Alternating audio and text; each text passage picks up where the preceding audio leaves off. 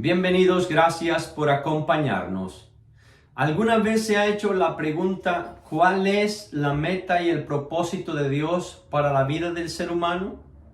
O personalmente la pregunta sería, ¿cuál es la meta y el propósito de Dios para mi vida personalmente? Pues bien, esa pregunta la podemos responder de la manera correcta solamente si vamos a la fuente de donde todo procede y a la fuente de sabiduría y saber. Esto es Dios. Si queremos saber el propósito de Dios y la meta de Dios para el ser humano, necesitamos preguntarle a Dios, no al ser humano. No vamos a encontrar la respuesta en nosotros mismos, sino en aquel que nos creó, esto es Dios. Por lo tanto, y yendo a la palabra de Dios en el libro de Génesis capítulo 1, verso 26 en adelante, encontramos que Dios dijo, al crear al ser humano, en el sexto día dijo, hagamos al hombre a nuestra imagen conforme a nuestra semejanza. Entonces Dios nos creó a su imagen y a su semejanza con el propósito de comunicarse con nosotros, de tener comunión con nosotros.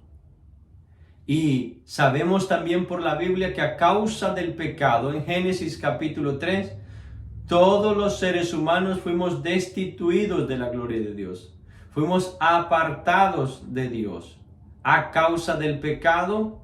Por tanto, el hombre natural no conoce a Dios. Nacemos, pero no conocemos a Dios. No sabemos quién es Él, cómo es Él, ni cuál es su voluntad, ni su propósito. Pero gracias a Dios, como veíamos en el principio anterior, gracias a Dios por Cristo Jesús, que Él nos reconcilia con el Padre, nos vuelve a la comunión con Dios a través de su sacrificio. Y es a través de Él que podemos ahora tener el conocimiento y la revelación de Dios y también saber así su voluntad y propósito para nuestras vidas.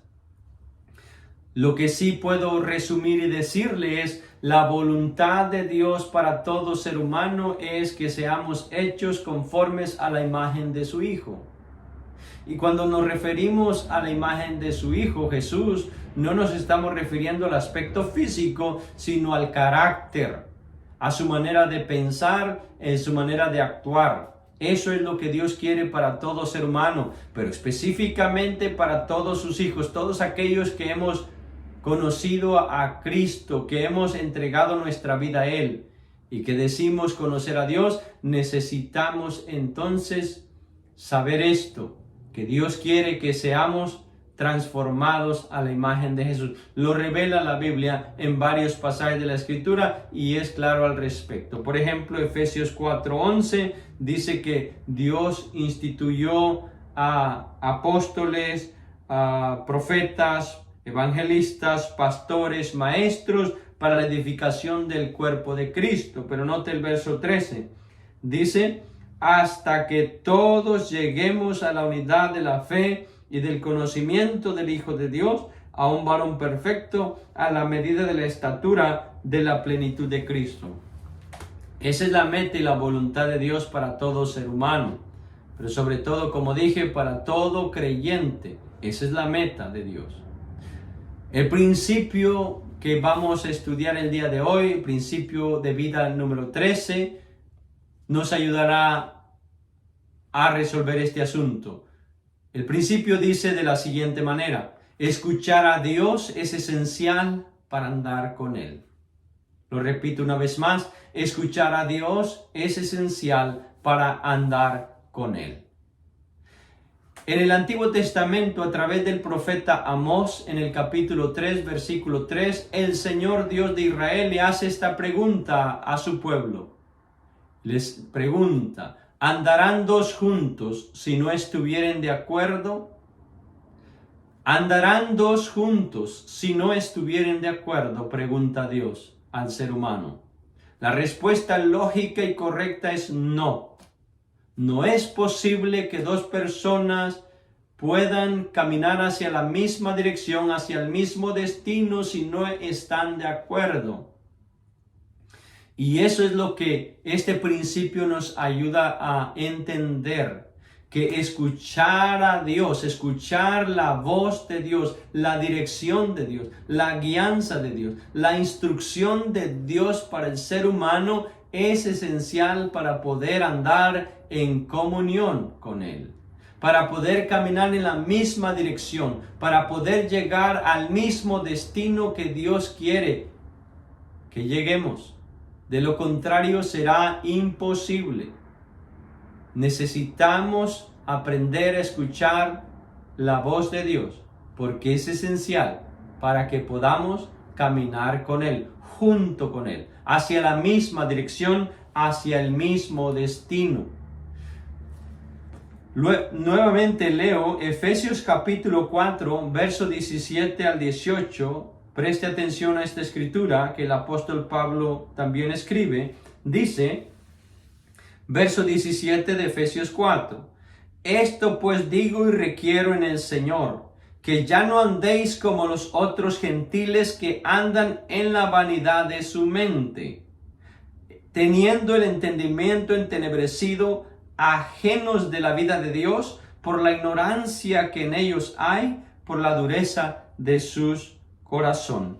Escuche bien eso.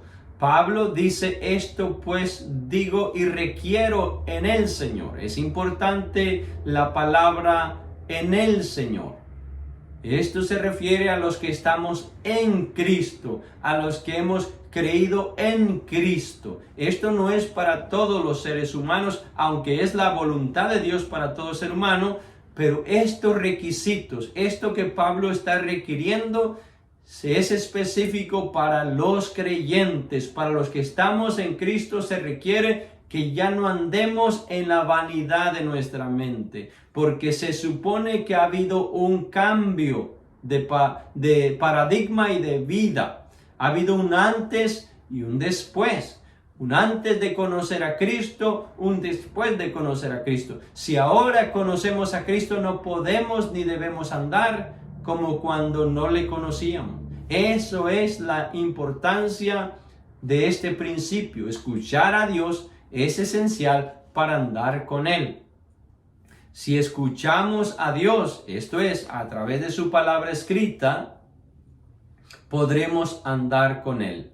Ya no andamos conforme a la vanidad de nuestra mente, ya no andamos como si no conociéramos a Dios. Ahora nos comportamos diferente. ¿Por qué? Porque tenemos el alumbramiento de Dios, tenemos la instrucción de Dios, lo que Dios quiere para nuestras vidas. Y eso es importante para todo creyente. Así que espero que esto te haya ayudado y te sirva para que juntos podamos aprender a escuchar la voz de Dios y podamos caminar así con Él. Dios te bendiga, Dios te guarde. Nos vemos en nuestro próximo principio de vida. Bendiciones.